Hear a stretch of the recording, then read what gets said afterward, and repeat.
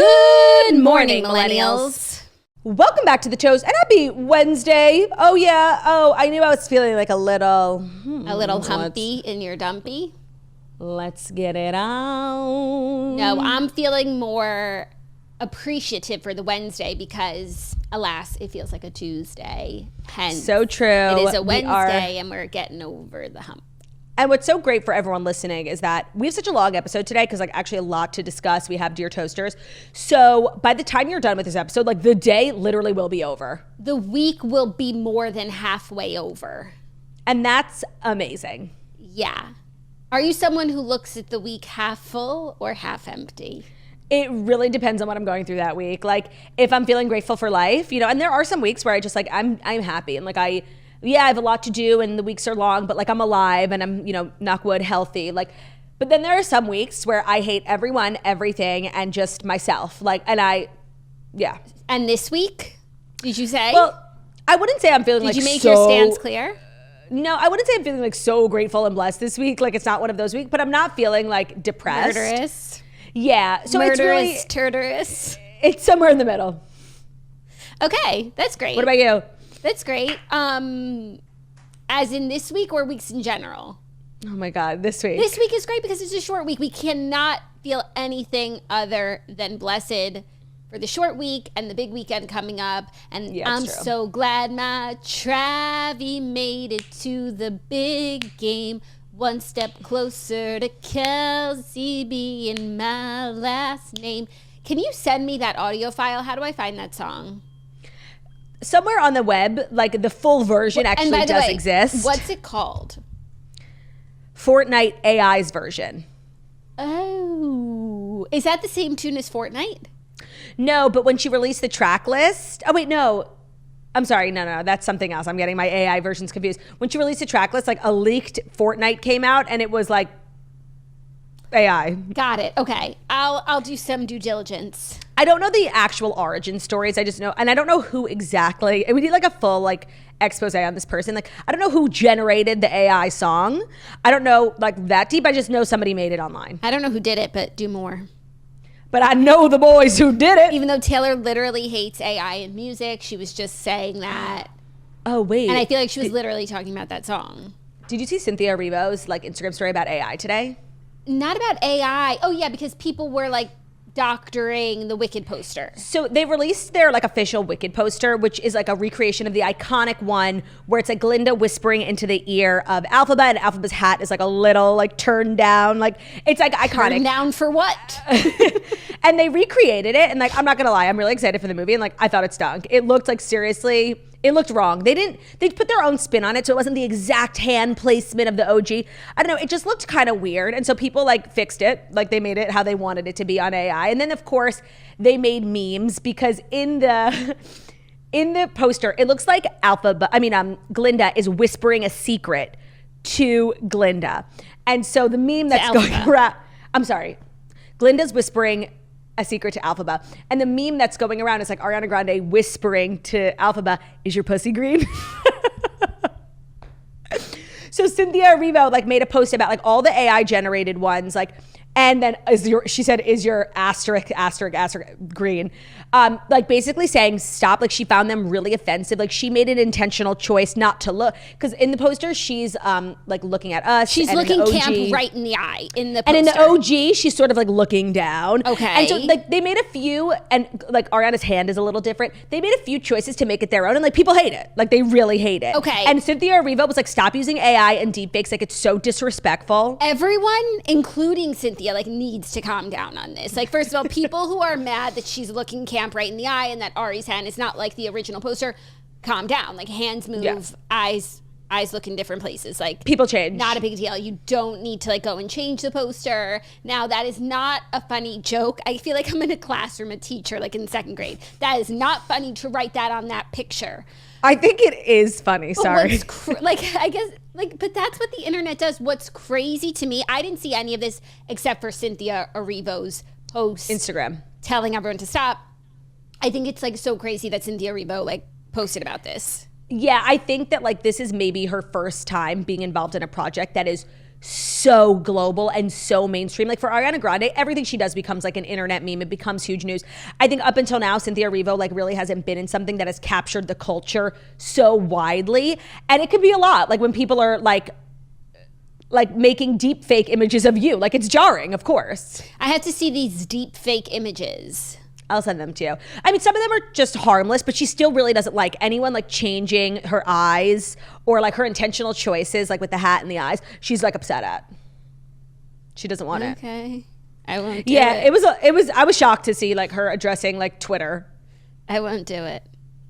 Yeah, Jackie, if you could stop making deep fake AIs of Cynthia Erivo, I would appreciate it. And I know Ariana would too. I'll try my best, but I can't stop making deep fake AIs of tailored songs. I know you can. And I won't. We have an amazing show today. Let me tell you why. One, we're together. Period. Classic it's Wednesday. Toast. It's a classic slice.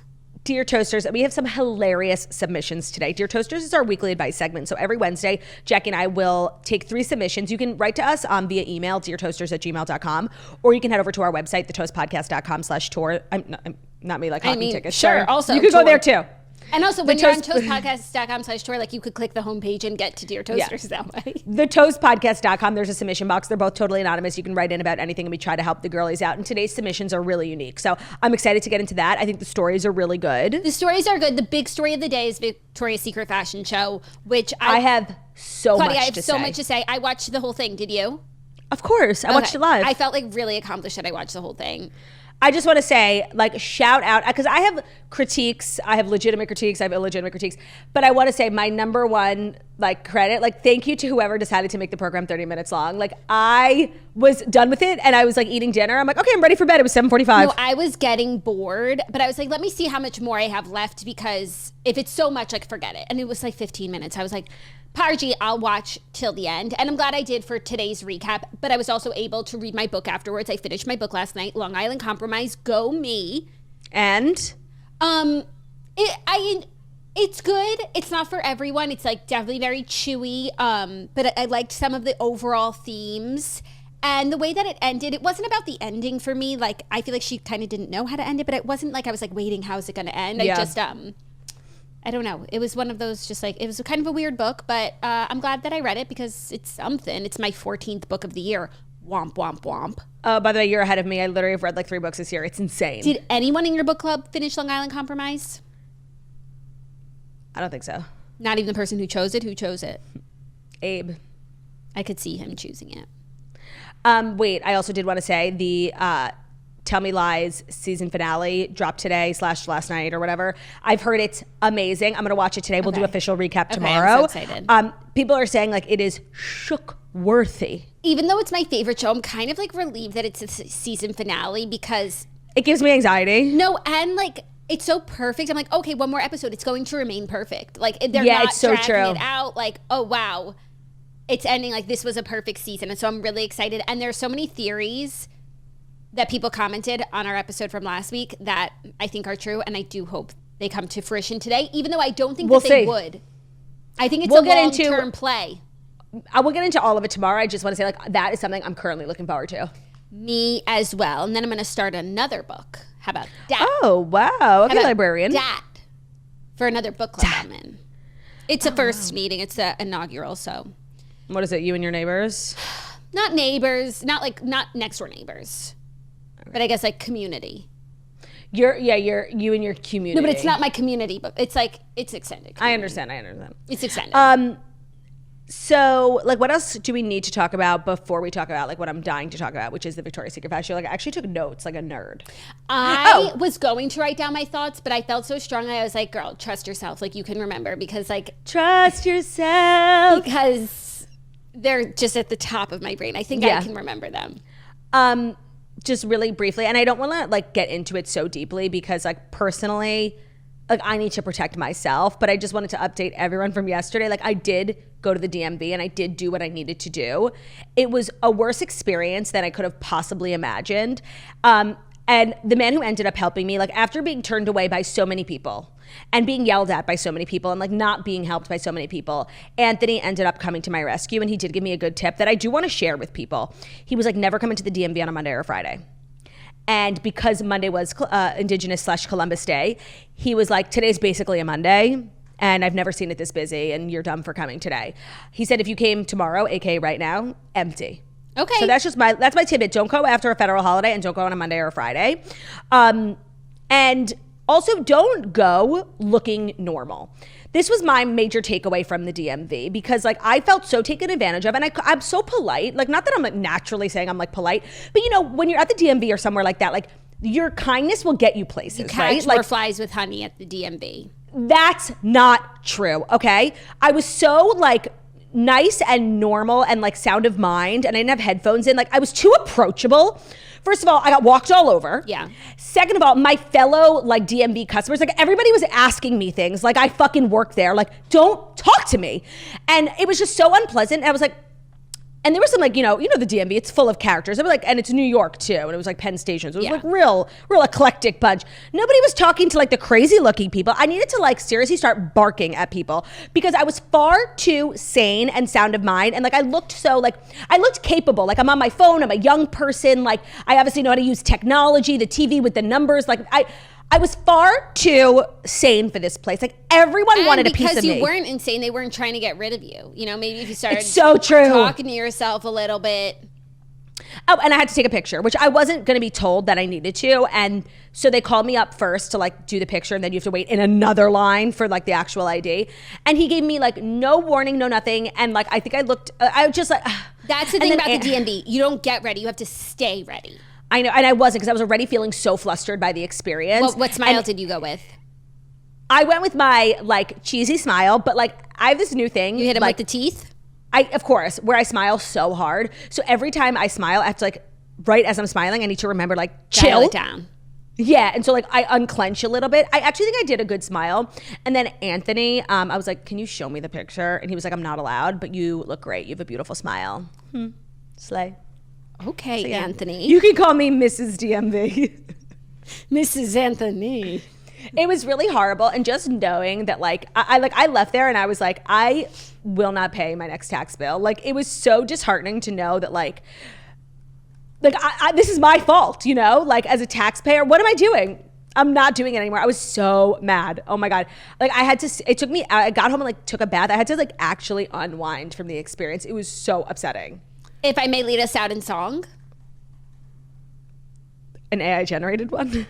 I'm so glad my Anthe made it to the DMV, one step closer to getting my Rachael ID. I love that. Chills. And let me just say this. What's the lesson, right? What's the lesson? What is the takeaway? Don't mess with Turdy when she's on a breakaway. And the tapestry here in Turd skin is a map of the victory she wins. Look what she does. I make everything happen. Look at me, Mario, ta, ta, ta, ta, ta, ta, ta. Hey!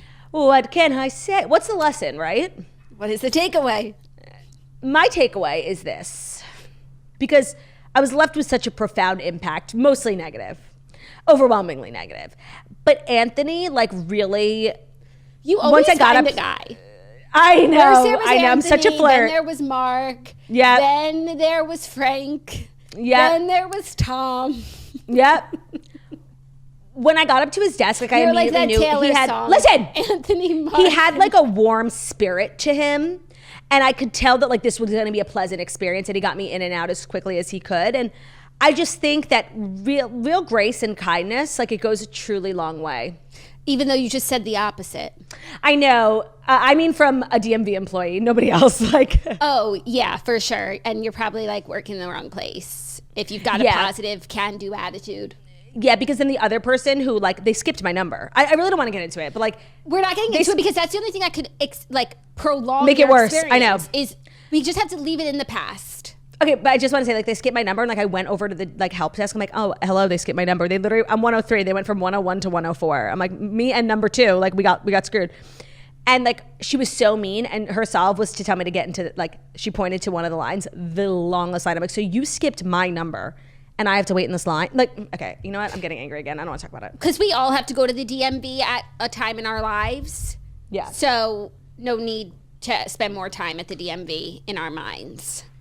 Agreed. Like, and it's a slippery slope. Like once you start talking about it, you have to like then go into the whole experience. And and my coccydynia was really, really flaring up. The seats were like so uncomfortable. It wasn't an accessible environment.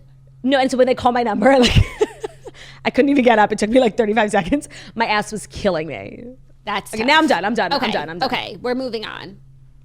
Let's start. Let's go. Okay, let's get into the Fast 5 stories that you need to know. Oh my God, not me like forgetting my actual job. The Fast 5 stories that you need to know are brought to you by AG1, Ben Soffer Celebrity's absolute favorite brand to ever exist. Actually, Ben Soffer Celebrity, when we did a panel last week, met the founder of AG1 and he was like actually starstruck. So AG1 is kind of like changing people's lives. If you feel like don't really have a good morning routine, you lack energy, and you want to get some prebiotics, probiotics, gut support, digestion support, reduction in bloating, staying regular, check out AG1. When I drink my AG1 first thing in the morning, it'll feel like you really don't even need coffee. It'll give you an energy boost, and it doesn't have that caffeine crash like coffee does. And you're also giving your body the nutrient support that it needs to power throughout the day. In a research study, 97% of participants felt digestion improved after 90 days of drinking AG1. And in a research study, 80% of participants noticed less gas and less bloating after 30 days of drinking AG1. Throwing it into your daily routine will get you so many benefits, like especially digestion. I think a lot of us, in the mornings, we really try to evacuate. Yeah, but that too. And AG1 is just such a great thing to add into your routine. It has all non-GMO ingredients and it has no added sugar. They help fill nutrient gaps, support your gut for healthy digestion, and just one scoop daily provides the whole body benefits like gut, immune, and stress support. So start with AG1 and notice the difference for yourself. It's a great first step to investing in your health, and that's why they've been a proud partner of The Toast for so long. Try AG1 and get a free bottle of the vitamin D3 K2 and 5 free AG1 travel packs with your first purchase when you go to drinkag1.com/toast. It's a $48 value for free, but only when you go to drinkag1.com/toast. Today's episode is also brought to you by Prolon. Did you know that there's a nutrition plan that doesn't just help you lose weight, but actually has been shown to lower your biological age score? It's called Prolon by L Nutra, and the craziest part is that it includes food, but it is a fast. So Prolon is a revolutionary plant-based nutrition program that nourishes your body while making cells believe that they're in the state of fasting. So fasting has so many benefits, but obviously it's fasting. Like we just did it for Yom Kippur. We don't want to do it. And Prolon is so fabulous because you're basically tricking your body into thinking that it's fasting and you're getting all the benefits of fasting without actually not eating or drinking anything. It's researched and developed for decades at the University of Southern California Longevity Institute, and it's backed by leading U.S. medical centers. Prolon helps promote healthy blood sugar, support cardiovascular health, and reduce abdominal fat. It's not a diet. Prolon is science, and it's science based on Nobel Prize-winning discoveries in medicine. All of it starts with their 5-day program. It includes snacks, soups, and beverages, and it's all designed to keep your body in a fasting state. It's really unlike anything you've ever experienced. It's kind of been a celebrity secret for a really long time. I feel like celebrities have been on the Prolon train for a while, and now so many people are getting hip to it. Right now, they're offering Toast listeners 15% off their 5-day nutrition program. That's I think the most accessible way to start. If you go to prolonlife.com/toast, that's PROLON life.com/toast for our special offer. prolonlife.com/TOAST. It is not a diet, it is science, and try the 5-day program and get 15% off. Today's episode is also brought to you by Skims. So there are different types of women out there, right? You happen to be speaking to 2 women who need bras. And we're not just talking about bras. We're talking about bras. We have breasts that have been through things. We have brassieres that have been through, major life changes, major weight losses. We need support for our backs, for our breasts, and I cannot sing the praises of Skims bra enough, especially their t-shirt bra. It's one of my favorite. They are comfortable, they are flattering, and for me specifically, I actually was going to physical therapy because my back was hurting me so much after I lost weight, and it didn't work. And it turned out that I actually just needed a new bra. I went to Skims, I got the t-shirt bra. And when I tell you I never went back to physical therapy, it's the craziest thing. Best. Thanks, Skims. Given what I've been through, yeah. So it's the Fits Everybody t-shirt bra. It is the best bra. It's a great everyday bra. It's supportive. And I think what people love most about Skims is 1, their range of colors, to match all different types of skin tones. And 2, they're super size inclusive. I think they have, 62 sizes. They have every type of bra. The bras that I wear, I'm not a girl who can just not wear a bra, even around the house or to sleep. I wear what I like to call my relaxation bras, their cotton jersey bra in racer back and scoop neck. It's really just whatever type of bra you need, go to Skims. They're going to have everything that you need. So shop Skims bras at skims.com, now available in in 62 sizes. So they go from 30A up to 46H. And if you haven't yet, be sure to let them know that the Toast sent you. After you place your order, select podcast in the survey and select our show in the drop-down menu that follows. Thank you to the Turt Down menu that follows. You're welcome. Jurt Down menu that follows. Our first story, Victoria's Secret Fashion Show is back after a 6-year hiatus. Victoria's Secret Fashion Show returned this year. The show went down in New York City last night, and the girlies were on display. So I have so much to say about the show, the set, the music, the outfits, everything, and I want to get into that. Now, I know everyone's like so tired of hearing me talk about this, but like I could not enjoy the show. I was watching and I actually was like enjoying with, I was thinking what I'm going to say on the Toast the next day. And I will get into all of that, but like I would be absolutely remiss if I didn't acknowledge like the fucking slap in the face when I saw Bella Hadid closing that show. Like Gigi Hadid is like, I don't know why I like give her a pass. Like I can ignore her like blatant anti-Semitism. Well, they post her sister, they post different stuff. But she posts really bad stuff. But like when Gigi you compare it to her sister, it's like, Gigi is Jewish, like compared to Bella. Like it's insane. Like Bella is so atrocious to me. Like I find her so personally offensive, and I'm not even like easily offended. And just to see like her have this moment, it was such a slap in the face when it's been so clear that in the last year, like so many brands have distanced themselves from Bella Hadid. Like she used to be the face. You go to an airport, she'd be all over duty free. That's not the case anymore. Nobody really wants to be associated with that type of like hatred. Right. She's so controversial. Like it's such a stark choice to have her in the show, close the show. And that Gigi opened it and she closed it. And it's like, fuck you, Jews. No, I was so upset. Like I was so shocked to see her there. They didn't announce that she was going to be there. And I don't know, it was like deeply offensive to me. I couldn't get over it. And it ruined the whole experience for me because I was like enjoying it up until that point. And like, I think like there's room in everything for different people with different opinions on stuff. But like Bella Hadid is so different to me. Like she has said the most vile things, like on par with like worse things than like actual terrorists. Like, the hostages, like... Yeah, don't forget, she was excited that the hostage said that Hamas had baked him a cake for his birthday, only to taunt him with it. But she said, look, he baked him a cake. Like, she is pro-hostage taking when like literally Hirsch Goldberg's mom has just like said exactly what her son went through after being hostage for 10 months and being shot right in the fucking head. She told us that they were kept in tunnels underground with no oxygen, no water, no food, no bathroom. They were emaciated by the time that they were killed, malnourished, starved, and tortured. And like, this is something Bella Hadid champions. And like, I'm sorry, I can't talk about the show without talking about how upset that made me. Like, it was such a choice and it was so intentional. And like, not only to like put her in there, but like make it a big thing at the end, like the final walk before Tyra. When there were so many icons in the show. Like when I saw her at the end, I was like, oh, why is she only walking once? Did I miss her earlier? And then I realized it was like she was closing it. But it's like there's Adriana Lima, there's Candace Swamp, there's all these angels throughout the years. Who built that brand. So many icons they could have picked. It was such a choice and a random one at that because it's not even she's not associated with. She's not an iconic Victoria's Secret person. Actually, one of my critiques was that there was too much talent and that we didn't get to see like our girls. They were on screen. I mean, justice for Jasmine Tookes, who literally got cut out of the show. And she's everyone's favorite. My biggest critique is the camera work because it was so terrible. They were missing all the big moments. They were capturing someone as they're turning around. We missed their strike and pose. Even when they see the strike and pose, it wasn't punched in enough. It was shit. I feel like I sound like one of those people that like complains about like the plot line in a porno, but the camera work at the Victoria's Secret fashion show was bad. Atrocious. So they didn't need her. And so it really was a choice. And I'm going to talk about the show and I have really positive things to say overall, but like to me, that was such a miss and such a slap in the face. And of course, like now, her fans are mad at her because Victoria's Secret is a brand that operates and like has factories in Israel. So it's like she's also a fraud. One of their biggest manufacturers is an Israeli company. They actually opened honestly, slay Victoria's Secret. They opened 2 stores in Israel this year, like during the war. Slay the house down, boots supporting the Israeli economy. Like I think that so she's also a fraud. Oh, yeah, I think that speaks to like Bella not even knowing what she stands for, and also the fact that like Victoria's Secret corporate is very different than Victoria's Secret like marketing, entertainment division of like let's do this show and throw all these different things at it. So I just wanted to say that, like, sorry to like get all serious, but it had to be said because it really, like, I was shocked. It hit me right to my core, and I was like, oh, it's ruined. So there's that.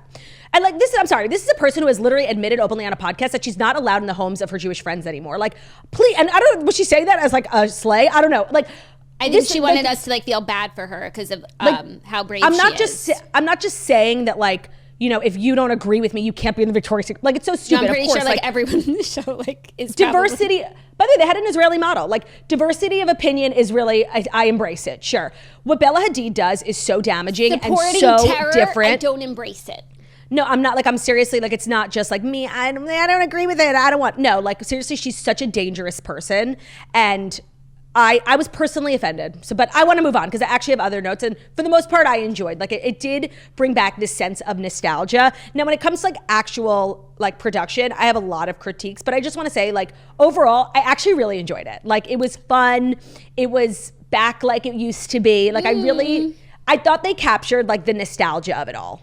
Overall, I was excited to watch it because I was like sitting there like waiting to see what would wash over me, like what sort of feeling, like we're back or this or that. And I felt mostly confused. I'm like, what are we doing here? Aside from the fact that it's called the Victoria's Secret fashion show, like there was nothing Victoria's Secret about it in terms of like, what are you selling? There used to be like the pink segment, the lingerie segment. Like I thought that the costumes were pretty ugly. There were some better ones, but overall there was some like really ugly stuff, some really ugly wings.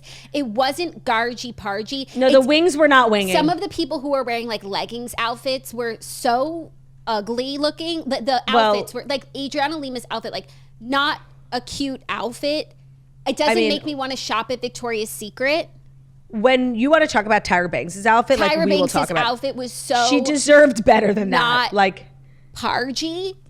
She was wearing black leggings. Right. To the Victoria's Secret fashion show. There was a lot of like really bad fashion. And so it just made me wonder, like, are we trying to sell clothes here? We're not doing a good job. This is for Victoria's Secret. Like, what are you guys up to these days? There was no one was even like in the past. There used to be packages, which was actually my least favorite part, but like they told a story, right? Explain. They just like had Tyra narrating at the top, like this show, all women. So I guess that means like only women work behind the scenes. I think I'm just trying to like piece together because they didn't really like tell us anything. What about talk about like they kept saying we're back. Where'd you go? What happened? It's been 6 years. Like what's everyone up to? It just sort of like did nothing. I thought that the runway was really ugly and terrible. Like there wasn't a runway. It was so industrial. That's so not Victoria's Secret. It was so industrial. That's so not Victoria's Secret. All the like squares on the runway where people lifts. like kept popping up. Like we don't need people to pop up. It's making your runway ugly. Did you see Hudson? Like her foot got caught in that thing. Her shoe fell off. Yeah. And it was just like a very ugly stage. That people coming up out of the ground, like we didn't need that, and it ruined the stage. Yeah, the whole like warehouse industrial vibe. It's a certain aesthetic. It happens to be one of my least favorite aesthetics, but that doesn't mean that it's bad. But it's so not Victoria's Secret. Victoria's Secret is like plush, glamorous.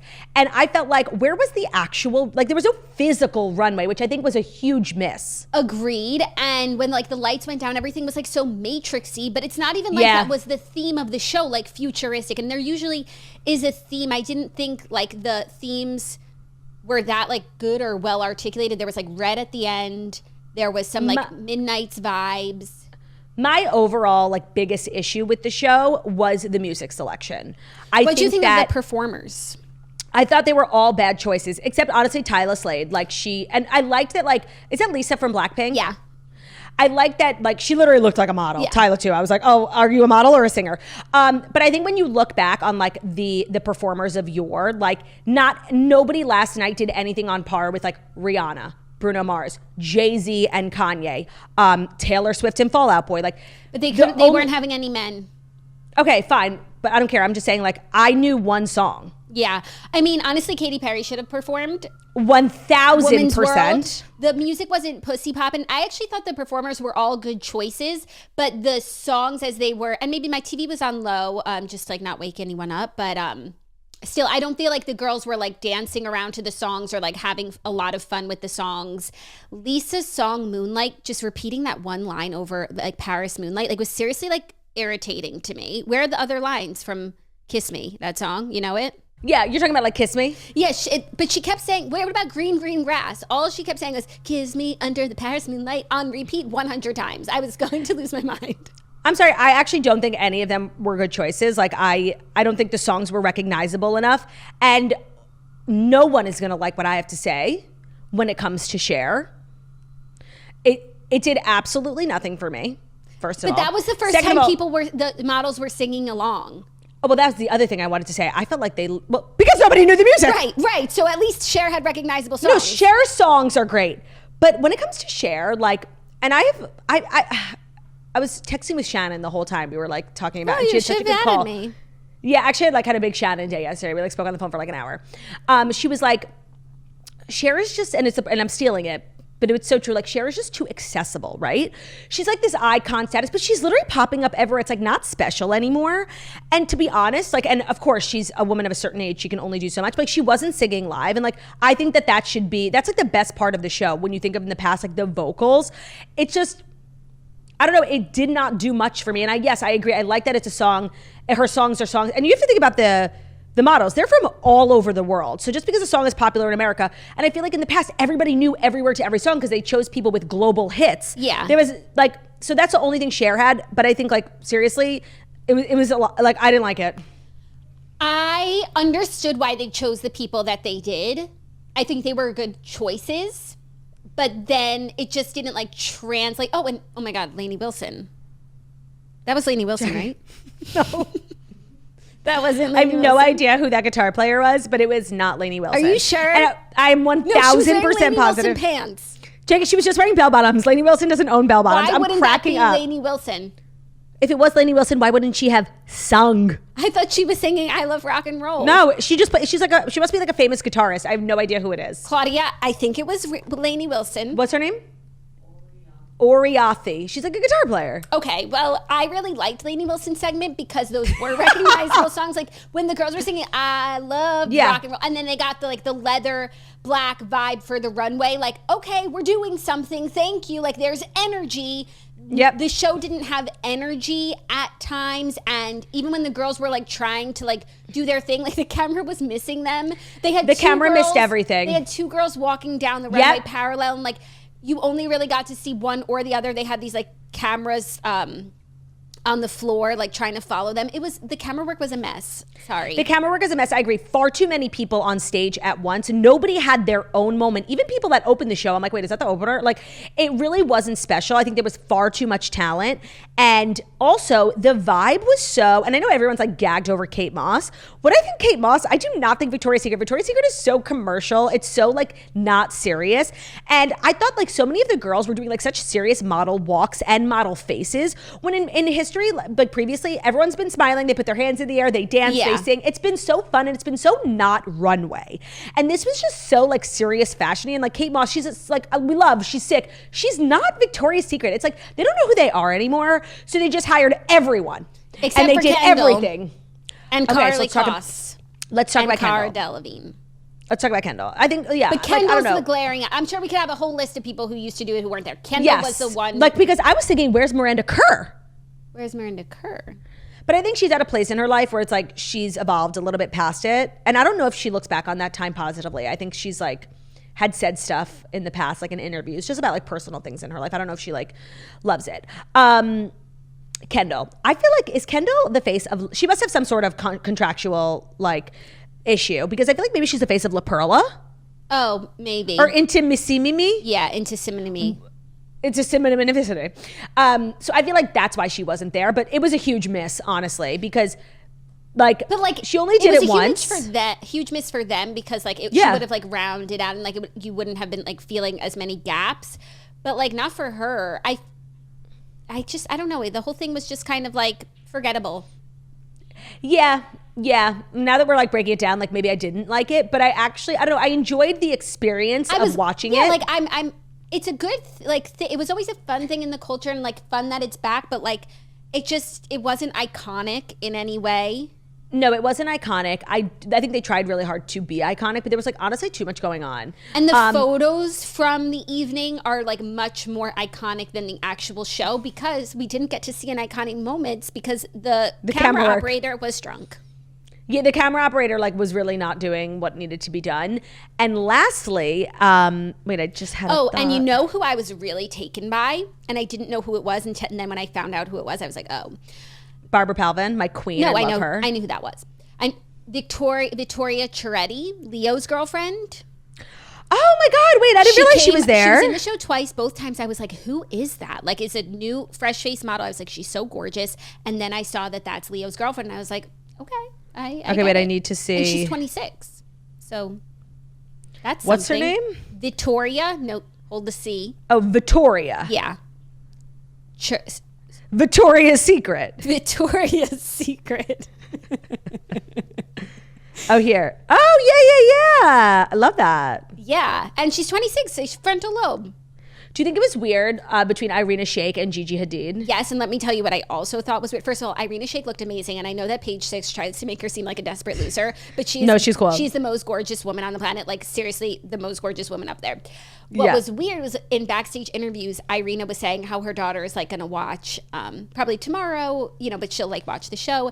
And then Gigi was asked like something about Where's Bradley? And she said that he's on daddy duty. And they're definitely watching it together. Weird to like it's weird. Like, some girl down the road like talking about your daughter. About your daughter. Like, it's weird. I completely agree. Weird. There's like a couple of like weird like relationship types things, people. Do you remember that Victoria's Secret model the year Taylor Swift performed who like said something nasty about Taylor in the press and literally got fired? Yeah. Jessica something with the gap tooth. I think she was there last night. I was like, oh, they obviously went into the archives. Interesting. As they should go into the archives. I also don't think it's weird that Karlie Kloss wasn't there. Like, I think she's really evolved out of modeling and specifically like lingerie modeling. Like, she's married to like someone who's like connected to a president. Like, she can't be like out here in her underwear, No, I agree. I do agree. Like, she's been to the White House probably. Maybe? I don't know. Probably not with them. No, but like she's probably been to the White House in some capacity. Yeah, but I feel like some of the other girls probably go to the White House too. Now, I want to say, why are there so many models with the last name Sampaio? It's a great question. Agree? In my like fantasy, they're all sisters. But like they're not. No, they're not. Like Valentina Sampaio was like this new model last night. I'm like, wait, is she related to Sarah Sampaio? That's like Irina Shayk and Shanina Shayk. Yeah, not related. The thing is like, I can just think that they're related. Like, it makes no difference to the world, but like in my mind, it's really nice. I want to say it's really impressive to me that like the most sickening looking ladies were like all older. Like, Adriana Lima, Candace Swanepoel. Candace, who's literally like, when you think of Victoria's Secret, you really do think of Candace, like who got literally 1 minute. Where was the $1 million bra, the fantasy bra? Like, where was she? She got no screen time. They looked like it was actually Oh, I remember what I was going to say.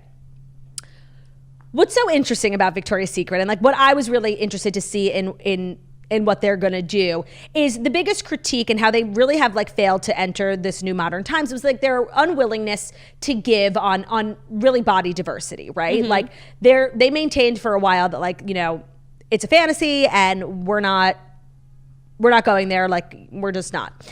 And that was a huge critique. And I think part of the reason why the show like didn't, make it in modern times. And I was curious to see how they were going to do it. And I have said this in the past, like, and as somebody who was like fat my whole life, like inclusivity is great, but I always find like when they do start being inclusive of other bodies, it's never in like a way they're like, this is real. Like, it's always in a way that's like it's like unattractive almost. It's like they've given up the fantasy thing. Yeah, there's not like the glamour anymore. And it's now just real. Everyone's included, right? We're not airbrushing anymore. Why?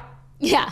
Like it just, and so I do want to say to their credit, I think they did a really good job of like having a wide range of bodies, like mid-size and curvy, without like forsaking that glamour. I agree with that, and I thought it was really nice. We didn't even talk about the fact that Ashley Graham was there for the first time. I didn't realize until I was reading the recaps that it was the first time and that was a big deal. And then I also saw like Daily Mail was writing how like they did stuff that they hadn't done in the past in terms of like keeping it real. And one thing, I don't know if this was intentional. I don't want it to be real. There was a lot of tan lines.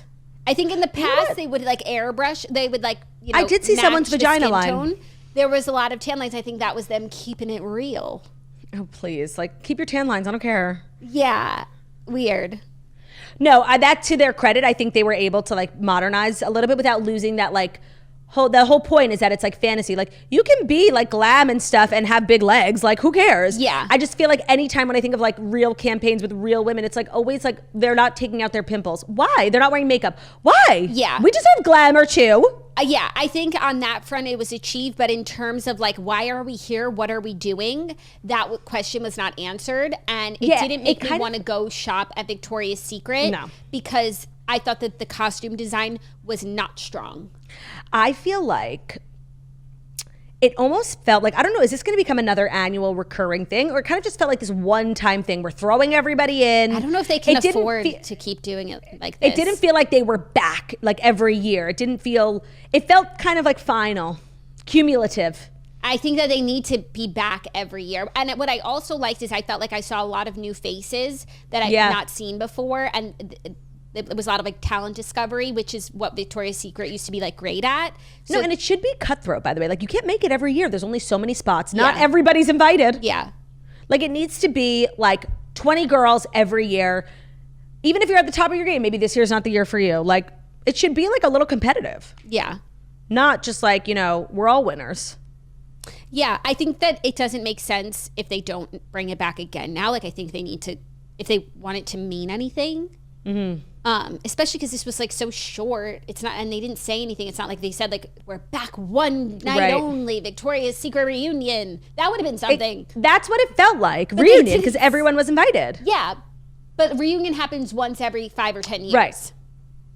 Right. No, I don't know. I don't know what this means for the brand. I don't think they know what it means for the brand, and that came through. Yeah. So all in all, though, like watching it, like eating pizza back in the day, critiquing everyone, like that's the fun of being a woman. Yes, it is. Like being a slob and a half and just like sitting there being like, ugly bikini. There was one girl who walked down the runway and the camera, I'm not over the camera, was filming her shoes like the whole time and probably spent like 8 seconds on her shoes and 1 second on her face. Like, what are you showing? No, the camera work was, by the way, let's say it all in unison. Justice for Jasmine Tukes. Justice for Jasmine Tukes. She got so screwed. And let me say, I think she was one of the people were most looking forward to. And then there were some people who like, it went by in the blink of an eye because they were coming down the runway in twos and there was people 2 feet behind them. And there were some people whose walk never ended. No, and by the way, they didn't send the models back for the most part. They walked off camera. Right. They kept walking straight. That's weird. I think they thought that was a sleigh. Narrator. It was not. No, everybody's screen time cut in half. Yeah. It was weird. It was weird. The stage direction was bad. Yeah. But I just want to say, with all my critiques, like I actually enjoyed it. Yeah. If I didn't enjoy it, I would have turned it off and I watched the whole thing. Oh, people are really mad about the Victoria's Secret hair. I saw. That's not something that I noticed when I was watching it, but then when people said it, I was like, oh yeah, that's pretty fair. Because usually they have like the glam in historically has been like very feminine, bouncy, blowout, light makeup, like really very like feathery almost. Glam. And this time was a lot of like slick back buns, eyeliner, very matrixy, like you said.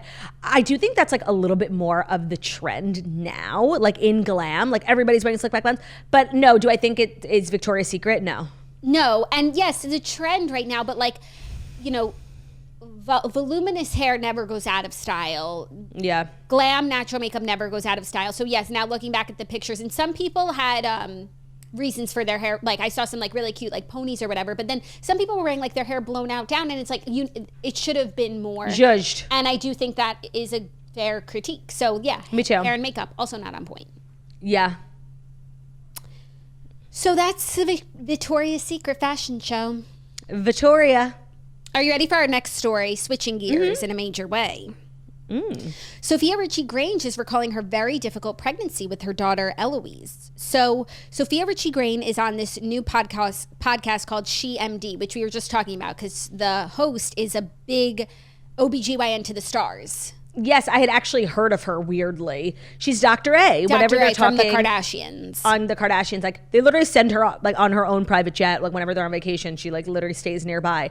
She must be so wealthy. Right. So she has a podcast, and Sofia Richie Grainge was one of her patients, and now she is talking about her pregnancy in her first postpartum interview, and she revealed that pregnancy was not an easy journey for her. So on the latest episode of SheMD, she said she recalled gaining 70 pounds while carrying her baby. Wow. And being out on bed rest when she began having contractions at 6 months pregnant. So she said, quote, "I had a great pregnancy up until about 32 weeks, and I woke up one morning and I texted Dr. A and I was like, hey, I woke up and I'm really tired today. My back really hurts. I feel a little crampy. And I thought it was going to be another one of those, yeah, babe, that's pregnancy. You're going to be fine, but you can come in if you want me to check you type of situations." And she was like, you know what? Actually, I think you should go see the fetal specialist to monitor that everything's okay, and then you'll go home. It's not that big of a deal. She said, thank God that she said that, because they hooked me up to a monitor and they were like, you are in active labor. She ended up having to stay in the hospital for 6 days. That was at 32 weeks pregnant. She said, I was begging, please, please let me go home. And Dr. A was like, you can go home, but you're on bed rest. We have to monitor you. So that's what I did. Bed rest, but contracting. And then we induced at 38 weeks. I had a fantastic delivery. However, then she says that when she went home, she developed a rare postpartum condition called preeclampsia postpartum. Right. I didn't know you could. Our sister Olivia had it while she was pregnant. It's like common to get it. Not common, but you get it while you're pregnant. I didn't know that you could get it afterwards. Yeah. If you have high blood pressure after you deliver, that's why they're like taking your blood pressure every 2 hours in the hospital. Right. She said, I stayed in the hospital for 2 days. I went home and then I blew up like a balloon, quite literally just swelled. I felt very ill. My blood pressure was 165 over 103. It was postpartum preeclampsia. So she had to go back to the hospital and leave her daughter at home, which she described as being really hard for her. But in the end, everything was okay. Oh, man. Yeah. I kind of love this concept of a celebrity OBGYN, like people exclusively telling their birth stories like on this podcast. I actually think it's like a great concept. I know she does other stuff. Like she had, I think like Halsey on talking about her endometriosis, like other like feminine health things. But I feel like we don't get like every podcaster or influencer, like it's like, here's my birth story. It's like a thing you kind of like have to do. And we never hear celebrity birth stories. Yeah, but everyone has a birth story. I find them so, even if your births went exactly according to plan, like that's actually like more uncommon than not. It's giving, Dr. A is giving West Coast Dr. Fox, like speaking OBGYN with a podcast. Do you want to promote something? My birth stories? No. The redheads? Dana's birth story. She took her story to the redheads, and her story is actually a crazy one. So on the most recent episode of the redheads, Dana shares her birth story, and my birth stories are on Patreon if you want to hear my birth stories. Yeah. I think they're good stories. I heard them at the time, and I thought they were good as well. Do you enjoy listening? Not to mine, because of course we have a kinship like no other. Do you enjoy other people's birth stories? Like, yeah. I feel like I wouldn't have cared about people's birth stories as much until I was pregnant and gave birth. Like, people that I love, like, yeah, of course, I'm curious what happened to you. Right. But, like, birth stories in general, like, no, they don't really do it for me. Celebrity birth stories, like, did that fall into people that you love? No, but, like, Olivia, like, we were all kind of a part of Olivia's birth journey, and her getting preeclampsia was, like, kind of traumatizing. And so hearing that Sofia Richie, like, I can connect. Yeah. But, like, just Sofia Richie in general, like a celebrity that you love. Take Sofia Richie out of it. Like, a celebrity that you love, are you interested in their birth story? Like, I might be interested in Taylor Swift's birth story. Like, that's literally it. Okay. I'm so glad my turdy listened to the birth story. I'll work on that one. Yeah, that's not your best. I'll ask AI to fix that one up.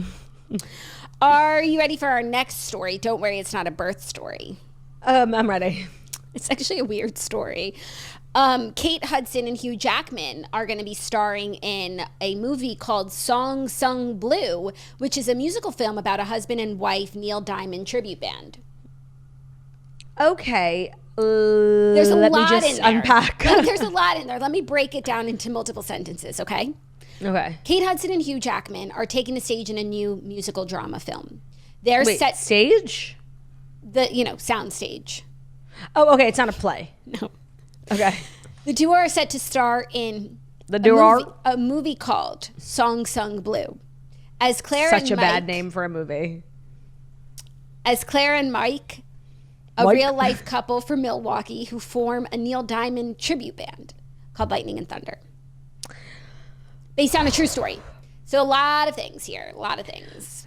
I actually think like this is a good natural next step for Kate Hudson, who's really been in the latter half of her career like embracing music. If you watch Glee, you know that she, like, some people are like, wait, Kate Hudson can sing? Like, if you watch Glee, you know this has obviously been like a passion of hers, but it's never been like her work. And so now, like, our rom-com queen starring in a movie, but also it's a musical that she sings in. Like, I think it's actually a good next step for her because she is starting this, like, music career. I love the idea of Kate Hudson and Hugh Jackman being in a movie musical together. I love them both. I love movie musicals. However, the subject matter here, like, it's unique. I don't know why this was the story that needs to be told. And is that to assume that, like, the soundtrack of the film is exclusively Neil Diamond music, or is it going to be original music? I think it's going to be a lot of Neil Diamond music, and maybe someone got the rights and said, hey, sale. Let's do a movie. Now, Neil Diamond, of course, sings Sweet Caroline, bum, ba, ba, ba. bum. And now I'm looking at his other big hits, and I haven't heard of them, and that obviously is cause for concern. Let us know. What are they? Cracklin' Rose. Cracklin' Rose. It's Cracklin' Rose. Okay, here. Tell me what you think all these songs sound like. Okay. Song Sung Blue. Oh, wait, is that the name of the movie? Yeah. Oh. All right, hit me. I'm so glad my song. Oh my God, come on. No, seriously. Stop with that song. Like, it's getting annoying. And I want you to actually say what you think. I want to know what you actually think Song Sung Blue sounds like. I genuinely, Song Sung Blue? I think it actually sounds like this. Song Sung Blue. That's so Neil Diamond. That is. Why don't you play it? Let's find out. No. Holly Holy. I don't even know what genre Neil Diamond sings, because Sweet Caroline is like a genre of its own. You know, so it's like, am I going country? Am I going folksy? Am I going blues? They say that Neil Diamond makes music for like older white people. So just like embrace that. Like, that's giving like, come on, Eileen, you know? Exactly. Does he sing that? No. So what was the last song called? Holly Holy? Holly Holy. What a crazy name. I know. These are all crazy. I said. It sounds like Dr. Seuss. September Morn. Okay, Rural Juror? These are not real song names. According to Google, these are his songs. I guess even the name Sweet Caroline is random. Like, yeah, not anymore, because it's like a part of American culture. And the lyrics are Sweet Caroline, bomb, bomb, bomb. That's actually not the lyric, it's the sound of the drum. He doesn't say bomb, bomb, no, bomb. It's Sweet Caroline, like drum. Okay. And then, you know, people at weddings took it to the next level. But now hearing his other song titles, like, I could see him having lyrics, bomb, bomb, bomb. He sounds he's kind of nutty. Yeah, for sure. So this movie. Like, I can't give it the Jackie O stamp of approval for her great creative processes. However, I'm open and I like what they did with half of it. That's unfortunate that you can't give it that award, but I understand. The JOSOA. The JSOA. JSOA award. Yeah. For creativity. Yeah, right. And ingenuity. And innovation. And spirit. Yeah. But I'm open. Yeah, I'm definitely not going to be seeing this. So, like, this is the last I'll probably hear of this movie. I could see myself, like, seeing this movie, like, because Zach really wants to go to the movies and, like, we have to see what's in theaters, like, that particular day, even though I didn't want to see anything. And then I see this is out, and I'm like, okay, I'll see that one. Yeah, that's so funny. Like, of all the ones that are out, like, this is the one you'll stop. Like, I don't go to the movies when the movies are good. I just, like, go because, like, I have to go that day. When time allows it. Yeah, or, like, it's Zach's birthday, and he wants to go to the movies. Yeah. All right, so I guess we're going to see this movie in May. If you want me to see your movie, come out with it in Release it on May 2nd? On May 2nd, yeah. Yeah. Are you ready for our next story, which is some major news in the podcasting world that's really going to shake things up around here? Oh my God, I'm so excited. What is it? Because guess who's announced their new podcast? You'll never guess. Keeping Up with Sports? No, I wish. That would have been a first story, not a fourth. What is it? Rachael Ray announces her new podcast called I'll Sleep When I'm Dead. It's unscripted, raw, and real talk. I have so many things to say. Rachael Ray isn't slowing down anytime soon. Just look at her new podcast name as evidence. The celebrity cook and TV host debuts her first podcast, I'll Sleep When I'm Dead, on yesterday, October 15th. The show focuses on what fuels us, our drive, resilience, and how we face life's challenges. According to a press release, it will feature a melting pot of conversations with celebrities, chefs, artists, musicians, and other familiar faces with no topic off limits. Did you think something was going to be off limits with Rachael Ray? No. So let's, of course, do what we do and evaluate the name of this podcast. It is legitimately atrocious. Legitimately atrocious. Because obviously that But if you would have told me a celebrity has a podcast, you didn't tell me who. You said a new celebrity podcast was just announced. The title is I'll Sleep When I'm Dead. I would have said... Like Bethany Frankel. No! It's giving People say that when they're like 18 and they like stay out all night. Like, I'll sleep when I'm dead. For me, it's like giving like girl boss hustler culture. The other thing, and like I love Rachael Ray and I don't want to ever stop like a woman from entering the podcasting space, but like... Do not come. Do not come. First of all, like, relax. Like, I feel like you worked so hard on your daytime show, like, for so many years. Like, take the time to enjoy that. Second of all, like, not to be mean, but like the daytime show was canceled. So it's like the need for you to interview people, like, it really isn't there. The demand isn't there so much anymore. And three, like, you recently have come under fire for like your like actual inability to speak, like slurring and being like kind of crazy. So I don't know if like a job where you speak all the time like is best for you. Even though that has been her career up until this point. I think a better title for this would have been 30-minute combos. I love it. And that's like, we know what your show is now. Like it's a 30-minute combo. What are we talking about? What are we making tonight? And you know what? I could listen to it while I make my 30-minute meal. While you make a 30-minute meal. Yeah, by the way, I love that. But nobody asked me. And that's the problem. Like, I could see her doing, like, Ray of Light. Oh, Rachel's Rays. The thing about Rachael Ray, and correct me if I'm wrong, she's Rachael? Rachael, yeah. And as somebody who is so deeply connected to, like, phonetics and language, like, her name being Rachael, pronounced Rachel, which, like, it's not that crazy. I think there's, like, a million girls named Rachel who spell it Rachael. But her specifically, she's the most famous, you know, Rachael. She'll always be famous to me, you know? Yeah. She just needed that extra letter because she's extra. Like she needed the extra letter. She didn't need the extra responsibility of this podcast. And like, I just know in a year from now, if they make a movie about her life, it'll be called Extra A. Jackie, I know in a year from now, we are going to be talking about Rachael Ray's podcast in the context of our list of celebrities who started podcasts and then never picked them back up. And I don't even think our list is comprehensive enough.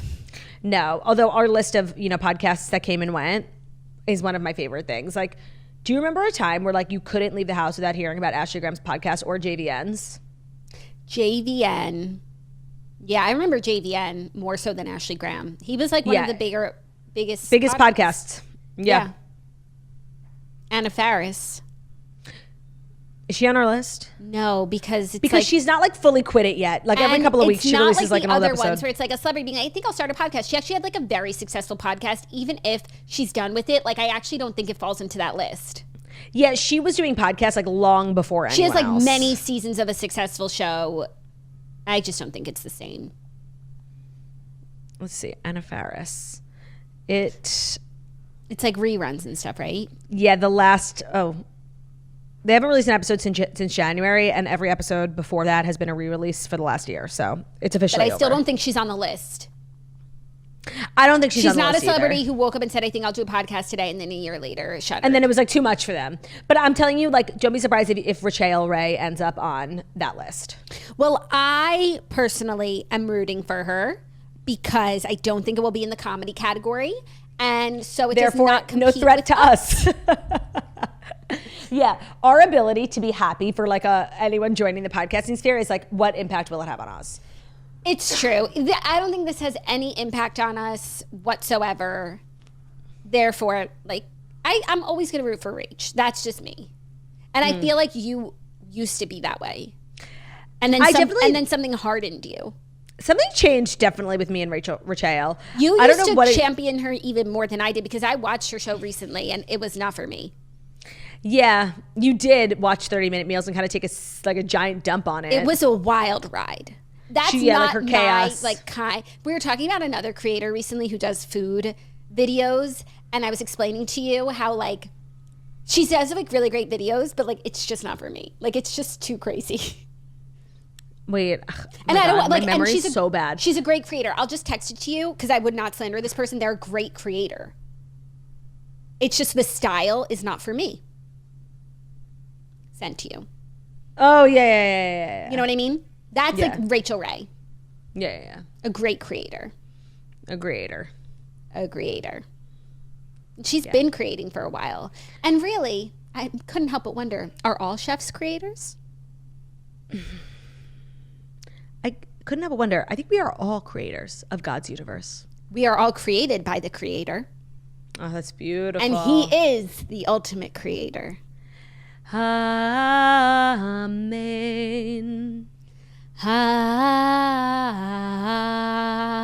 That's so Pesach. What tune is that? I know. Dam. It's a classic Passover tune. Svardeya.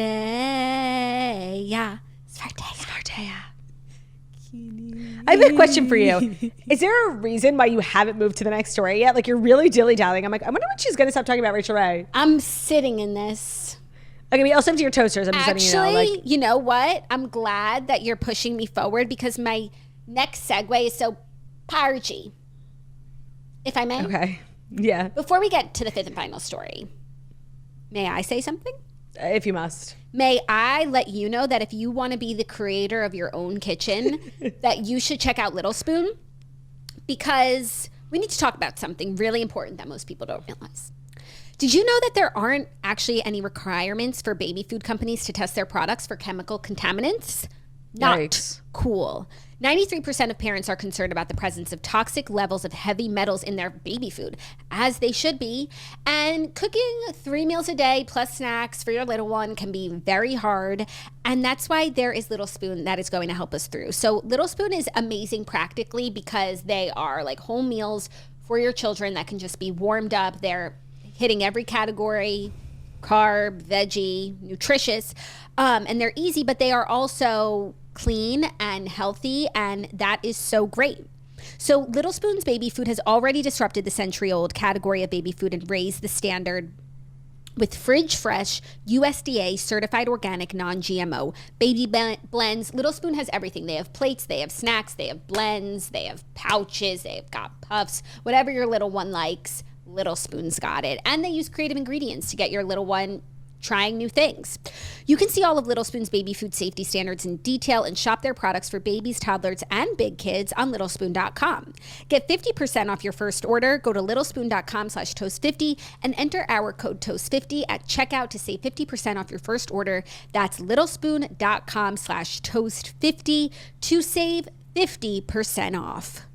Today's episode is also brought to you by State Farm. So now it's time for a special segment of The Toast we're calling Adulthood Moments, which is sponsored by State Farm.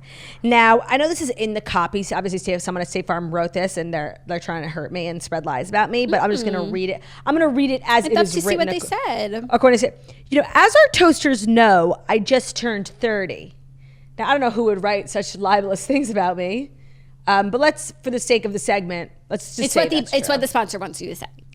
Right. So, as our toasters know, I just turned 30, and it's fine. Obviously, it's not a big deal at all. I'm not gonna, not gonna change anything. It's actually just like kind of amazing. And Jackson and I love being really in an honest way. We love being at this stage of our lives where we get to experience a lot of huge milestones of adulthood, right along with the toasters who are going through the exact same things as us, mostly. Milestones like, having kids, starting businesses, making one of those first big adult purchases. And then masking it. Stop. Like, buying a house or a car. These are big things, and these are things that we're all entering that phase of our life on, and it's exciting, it's kind of a big deal, not to make everything about us. And as we said before, getting a new car, buying a house, these are huge things, and the first thing you might be saying to yourself is like, question mark, how did I get here? How do I get out? But really the words you want to be thinking or singing are like a good neighbor, State Farm is there. Like a good neighbor, State Farm is there.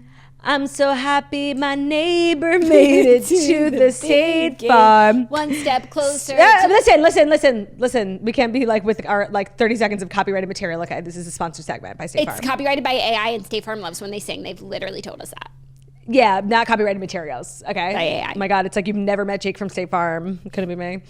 State Farm is there with the coverage that you need for your car, your home, even boats, motorcycles, RVs, and other things that matter to you. With a State Farm agent, you know that someone is there to help you choose the coverage that you need. With so many coverage options, it feels good knowing that you can find what fits for you. And when you need ways to get help, State Farm gives you options there too. So you can do it in person or on the phone if you're kind of like a grandma in that sense, very Jackie O coded. Talk to your local agent in person or on the phone.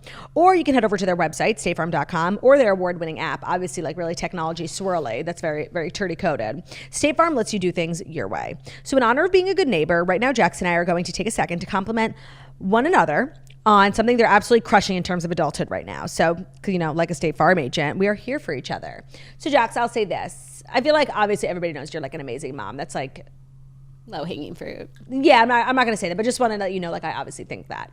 But I think something you're really crushing right now is like being a homeowner, like having all the different, like your home is beautiful. It's like always well stocked with like food and chargers, like things that you need. I think you're a really good homeowner. Turdy, that is so sweet. And I would like to compliment you on something as well. I think you're a really great business owner and businesswoman and girl boss, CEO making herstory. So there you have it. Just another day of Jax and Claude being good neighbors to each other in this crazy world of adulthood. So when you need help protecting the things that matter most, remember to say, like a good neighbor, State Farm is there. Like a good turdy, State Farm is there. How about that? Now I'm ready for the fifth and final story. The fifth and final story. So it's a little bit of an update to a story from this week, which was Travis Kelce's ex going on Angel Reese's podcast and kind of getting her ass handed to her by... On the internet, yeah.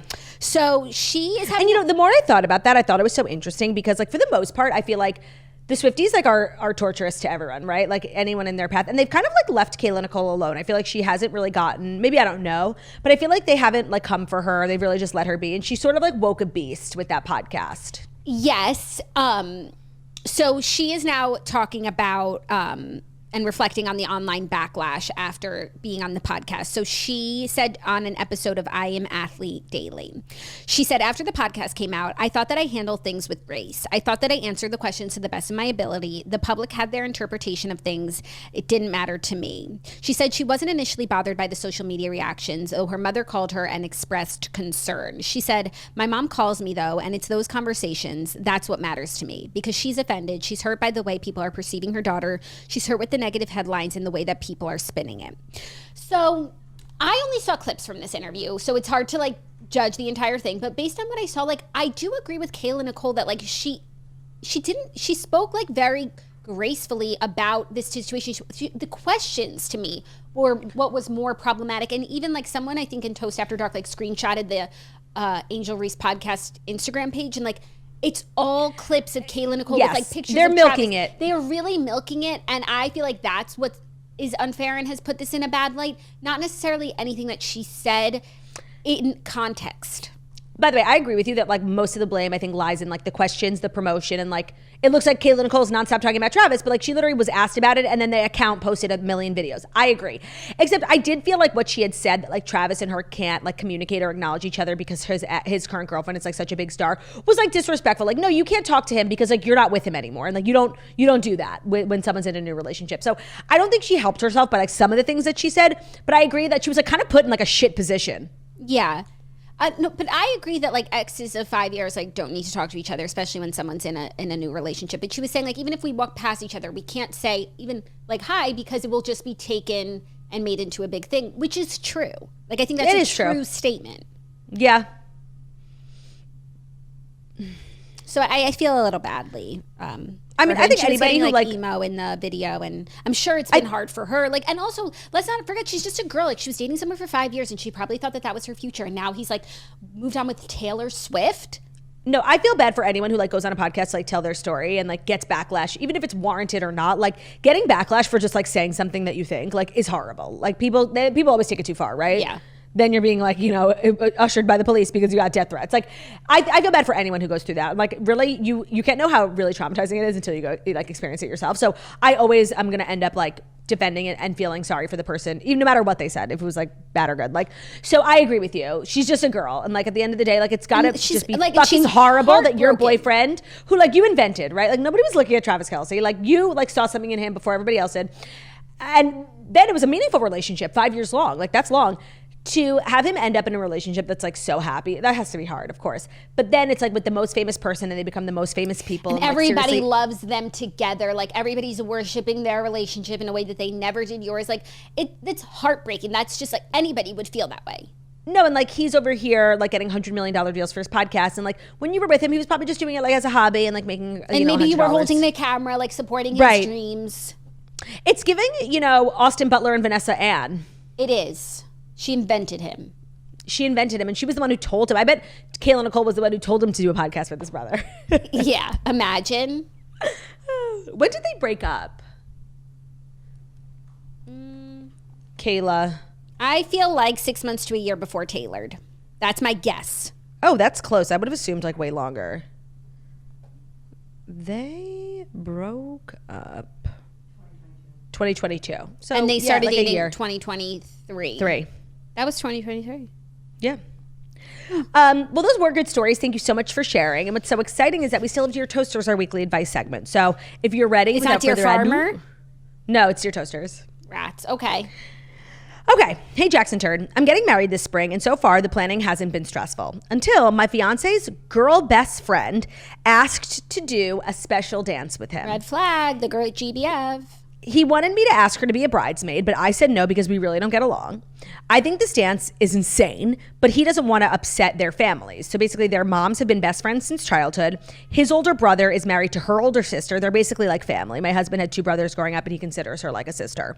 Should I give in to her stupid dance or should I put my foot down? This is weird, no? So she's not his sister, just like make that very clear. And even if that was his sister, he wouldn't do a dance with his sister at the wedding. The dances are between the husband and the wife, the mother and the son, and the father and the daughter, period. Put your foot down. This girl, I don't like this dynamic. No, this is fucking weird. First of all, the fact that she would ask for a thing that doesn't exist, like to dance with someone else's husband, is so egregious. And really, I get why you don't like her. She's obviously fucking disgusting. Like, I hate this bitch with my whole pussy. Like, and like everybody can make you feel like it's weird. And that you're being rude. We are here to tell you, like third-party individuals with no particular interest in the matter, this bitch is crazy. Do not, I'll kill you if you let this bitch dance at your wedding. Like, and also, even if it was like a reasonable request, which is not, if it doesn't make you comfortable and it's your wedding, like you're allowed, this is the one day where you're allowed to be unreasonable. Mind you, you are not being unreasonable. Like it is completely out of bounds for her to even ask this. I don't give a fuck if these two people like are twins. Let's say you were marrying twins. About marrying a twin, a fraternal twin. And the twin sister was like, I want to have a dance with my twin brother. No. Like, not unless you're a professional dancer. Not unless you're Julianne and Derek Huff. Can they dance? No, you can't. I feel like they would, though. And I was going to say that if she wants to dance with your husband at his wedding, then she should marry him. Because that's the only way you're getting with the mans on the dance floor. Jackie, I think that is what she would like to be happening. Then go marry him. But if you're not, then I'm absolutely not. This is so out of bounds. Because you're his sister, right? Yeah, right. Sister. Also, keep this girl away from your husband. Like she's. I'm sorry. Hate that when people are close. They're like, it's like my brother. It's not your brother. But it's not. It's not. Like you could still technically fuck this person and it wouldn't be weird or illegal. So it's not your brother. It's not your brother. It's not. Like no, I hate that too. Like our moms are. I don't give a fuck. But our moms like we were born in the same hospital. I don't give a fuck. It's not your brother. Like grow up. I hate that. Okay. Ready for our next one? Yeah. Hello, by the way, I chose this one because it's interesting, but I also need your help in understanding what she called us. Because one of my favorite parts of Dear Toasters is seeing how people reference us. Hey, Turtaloo. Hi, Toast Birthers.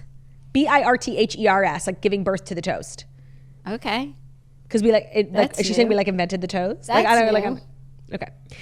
AKA Jackson Turdy. I need advice because my boyfriend's ex-girlfriend recently posted a TikTok where she says one of her red flags is that she has a complicated relationship with her ex. I know my boyfriend is her only ex. Is this valid for me to be upset about? Like, what do you mean complicated?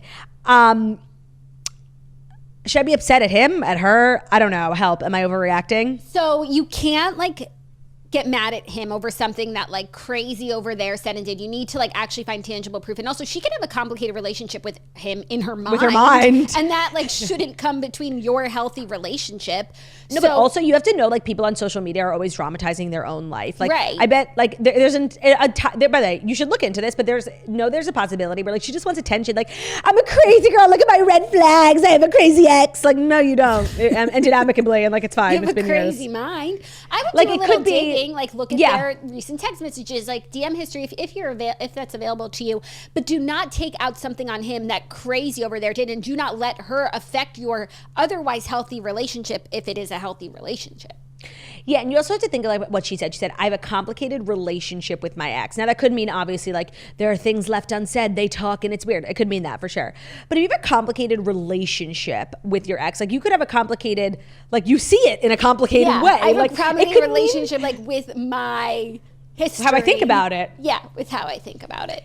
It could be a few different things. It's giving we're not delusional of the mind. But by the way, we're not delusional. Like, it could also, like, be bad. Yes, but like your boyfriend, I'm assuming like he's trustworthy and you love him and you know him, and so like you need to go with that over like crazy down the way. Like if let me ask you another question. Those things.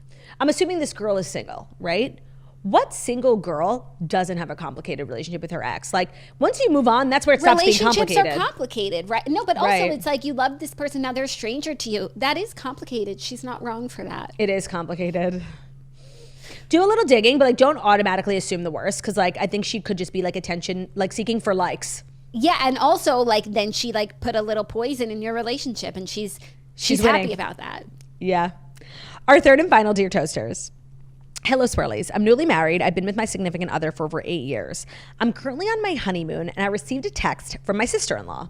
The text was screenshots of my latest Instagram post on my honeymoon, and it said, weird, fugly-ass outfits, and she edits her pics. Oh, obviously, I'm actually so relieved this isn't like about your husband being a philanderer. Obviously, this was meant for someone else. I responded out of anger and said, next time I'll borrow some of your V-neck shirts since you have a closet full of them. Honestly, slay. My husband supported my message, but now I'm worried that I responded too quickly and I'm maybe driving a wedge between him and his family. He's very close with them, but they can be overbearing. His sister has made passive-aggressive comments to me before about how I'm white, he's Hispanic, but she's never said anything like explicitly rude before. Right. What do I do? I think you did the complete right thing. Like, she's a bitch. Now you know. Keep your eyes open. And by the way, you don't have to like do anything. If anyone should be having a pit, like, oh, what do I do? It's the sister. Like, she actually said something so nasty. By the way, she's obsessed with you, like refreshing your Instagram. She's probably one of those sisters who wants to fuck her brother. It's giving Teresa Giudice. Like, sorry, you should just send a video of you two fucking and being like, is this what you wanted? Yeah. Just it's hard to see people living your dreams. Keep doing you. Yeah, ignore. Like, seriously, you don't need to send any more text message. If anyone like needs to be coming up with a plan, writing into her favorite podcast, it's the other bitch. Like, she needs to make amends. It's not on you. Yeah, haters gonna hate. And I want to say, but you your just response, love. Your response was hysterical. Like, seriously, and it wasn't like that mean that like you need to ever feel bad. You gave it to her back, but hers was way meaner, and I think your response was perfect. Like, leave it alone. Yeah, and you don't, when someone makes like passive aggressive remarks at you and you don't want to stir the pot, you don't really get a lot of opportunities to give it back to them. But true. That was like clear as day, and I'm glad that you took the opportunity. Because when opportunity knocks, you best be answering. You best be. Weren't those good submissions today? Yeah. I feel like the girlies are going through it, which obviously I'm not happy about, but I feel like in different seasons of life, like sometimes like the toasters are doing well and like the submissions are not on point. Number 3's on her honeymoon. Number 2 has a boyfriend. And what was number 1? Oh, the number 1's getting married to a man who's so desirable. This girl wants to dance with him. Everybody wants a piece of him. The girl, of course, everyone's jealous of the toasters. Of course. And maybe if you listen to the toast, you'd have a man. I'm talking to somebody who is obviously not listening, but maybe if you did, like maybe you would be happy and like planning a wedding, but you're not. So keep screenshotting your sister-in-law's pictures and talking shit. See where that gets you. By the way, and just so you know, like, you should sleep well on your honeymoon knowing this bitch has the biggest pit. Like, what is worse than sending the wrong thing to the wrong person? Like, talking shit edition. Like, sometimes it's like embarrassing. You send a picture that was like meant for your doctor. Like, but like, no, there's no experience worse on the planet. No. Than what that girl is going through. So seriously, you should find peace knowing she's having a terrible day. Yeah, and that like like she's like being like, Mom. Yeah, Mom, what do I do? And it's just like, you got your man. And you're on your honeymoon. Like, that's fun. What's Can that this like? V-neck bitch say the same? Claudia and I didn't take honeymoons. No, I was just having this conversation with someone because I ran into somebody who just got married, and she was telling me about her honeymoon, and she got married around the same time as me, which is right before the Jewish holidays. And she was like, "Oh, I don't know." I'm like, "Girl, we didn't do it because of the Jewish holidays, and we never went. Like, go. You still have time." Yeah. That's our show. I'm literally out of breath from like how much we talked. We talk a lot and we sing a lot.